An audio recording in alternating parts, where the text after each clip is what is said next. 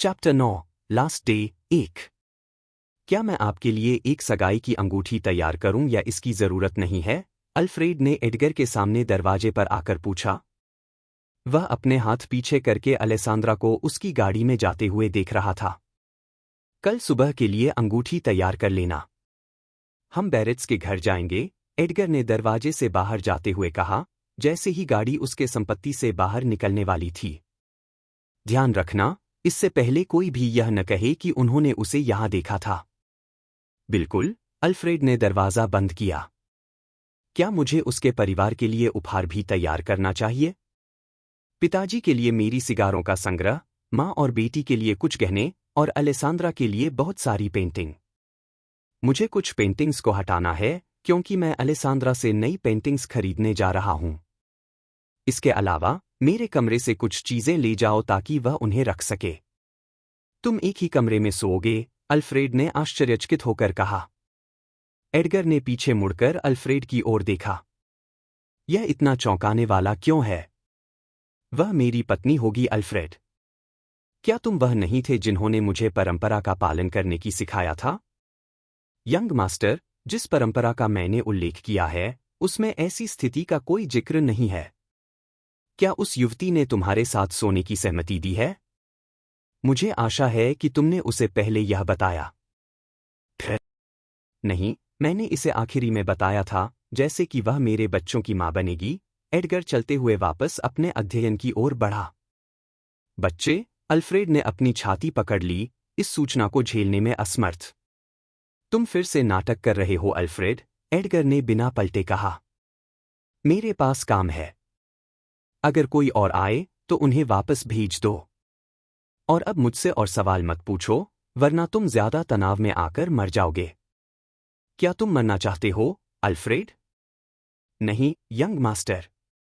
मुझे वह बच्चे देखना है जिनके बारे में आप बात कर रहे हैं। मैं तुरंत शुरू करता हूं। अच्छा। हम बहुत मजे करने वाले हैं अल्फ्रेड, एडगर ने कहा।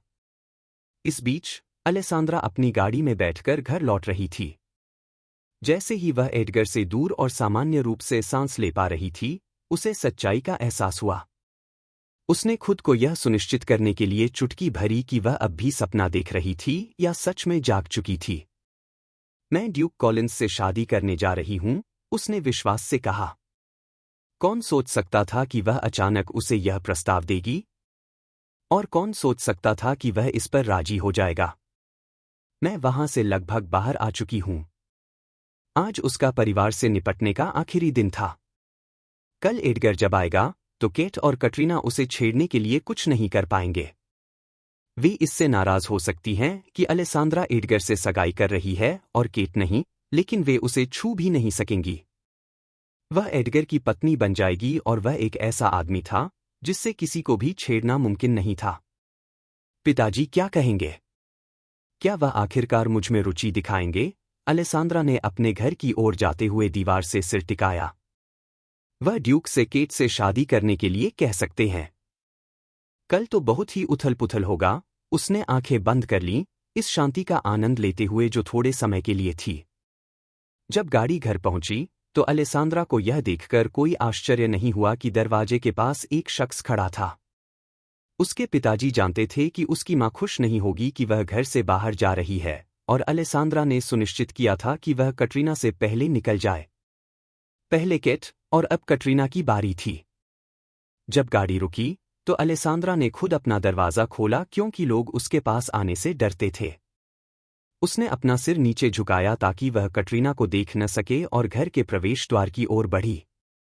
गुड मॉर्निंग कटरीना, उसने महिला को पास पहुंचते हुए नमस्ते किया। कटरीना ने जवाब नहीं दिया। तुम्हारे पिताजी ने तुम्हें घर से बाहर जाने की अनुमति दी है? वह पागल हो गए होंगे। क्या तुम दोनों इस घर को और भी कलंकित करना चाहते हो? लोग क्या कहेंगे अगर वे जानेंगे कि तुम उनके बीच घूम रही हो? मैं गाड़ी से बाहर नहीं निकली मां। मुझे मां मत कहो। कितनी बार मुझे यह बताना होगा कि मैं तुम्हारी मां नहीं हूं? तुम्हारी असली मां भाग गई थी और तुम्हें यहां तुम्हारे पिताजी ने पाला। मैं उसकी जगह नहीं लूंगी। न तुम और न तुम्हारे पिताजी यह समझते हो कि मुझे तुम्हारी जैसी लड़की के साथ क्या सहना पड़ता है। मैंने साफ तौर पर कहा था कि तुम्हें बाहर नहीं दिखना चाहिए था, कटरीना ने गुस्से में आकर कहा जब उसे पता चला कि डेसमोंड ने अलेसांद्रा को बिना उससे पूछे बाहर जाने की अनुमति दी थी। क्या तुम नहीं समझती कि तुम हमारे लिए कितनी मुसीबत खड़ी कर देती हो, अलेसांद्रा? उस घटना की वजह से हमारी प्रतिष्ठा निचले स्तर पर पहुंच गई थी। अब कभी इस घर से बाहर जाने की कोशिश मत करना, या मैं सुनिश्चित करूंगी कि तुम अपना कमरा कभी न छोड़ सको। तुम्हारी बस इतनी सी मौजूदगी से मेरा मूड खराब हो जाता है। तुम्हारी माँ की तरह क्यों नहीं चली गई? मैं माफी चाहती हूँ, अलेसांद्रा ने सिर झुकाए हुए माफी मांगी। अपने कमरे में वापस जाओ।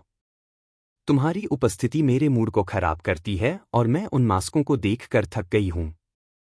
मैं उस दिन का इंतजार कर रही हूं जब तुम यहां नहीं रहोगी। मुझे उम्मीद है कि तुमने बाहर निकलने का आनंद लिया होगा, क्योंकि अब ऐसा कभी नहीं होगा। बेहुदी, कटरीना ने कहा और अलेसांद्रा से मुंह मोड़कर चली गई। अलेसांद्रा ने अपने मास्क को छुआ, यह सुनिश्चित करने के लिए कि वह सही जगह पर था। वह बात करती है जैसे कि वे नहीं हैं, जिनकी वजह से मुझे यह पहनना पड़ता है। अलेसांद्रा को यह पसंद नहीं था कि उसे अपने परिवार के सामने कमजोर बनकर दिखना पड़ता था। यह बहुत कष्टदायक था, लेकिन उसे ऐसा करना पड़ता था और इस तरह की बुरी बातें सुननी पड़ती थीं। लेकिन सबसे ज्यादा उसे यह चिढ़ थी कि कटरीना हमेशा उसकी मां को बार बार याद दिलाती रहती थी, जो अपनी शादी से भाग गई थी। कटरीना उन बातों को सिर्फ अपने पति की सुनाती थी, न कि पूरी सच्चाई को। सब खत्म होने वाला है, अलेसांद्रा ने खुद को शांत किया। उस दिन का समय अब धीरे धीरे बीतने लगा था, क्योंकि वह चाहती थी कि कल जल्दी आए। बहुत कुछ हो सकता था उससे पहले कि एडगर उसके घर पहुंचे। चुप कर रहो, यह सबसे अच्छा था, ताकि कोई और हादसा न हो। एडगर ने शायद पहले ही देखा होगा कि किसी ने उसका हाथ चोट पहुंचाई, लेकिन अलेसांद्रा नहीं चाहती थी कि वह उसके परिवार और ड्रामा में शामिल हो। वह चाहती थी कि उसके परिवार को वह जीवन मिले जो उन्होंने सपने में देखा था। एक ऐसा जीवन जिसमें वह शामिल नहीं हो। उसे इसमें एडगर को शामिल करना समस्याएं पैदा करने जैसा लगता था। अलेसांद्रा ने जल्दी से अपने कमरे की ओर रुख किया ताकि वह कटरीना या केट से फिर से न मिले।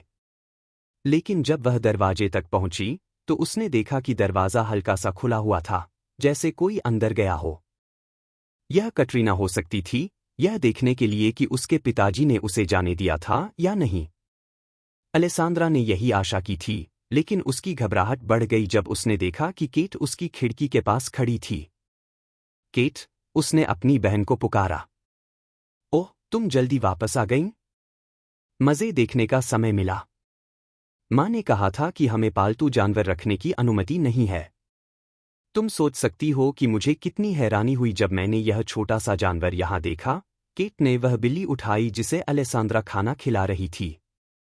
वह उसे खिड़की से बाहर लटकाए हुए थी, जैसे ही अलेसांद्रा पहुंची। केट, मैं इसका ध्यान रखूंगी। कृपया इस निर्दोष प्राणी को नुकसान मत पहुंचाओ।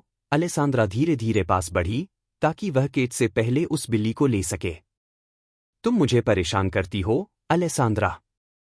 पिताजी ने मुझसे आज सुबह गुस्से में कहा और ड्यूक से बात नहीं कर पाने के लिए मुझसे नाराज थे।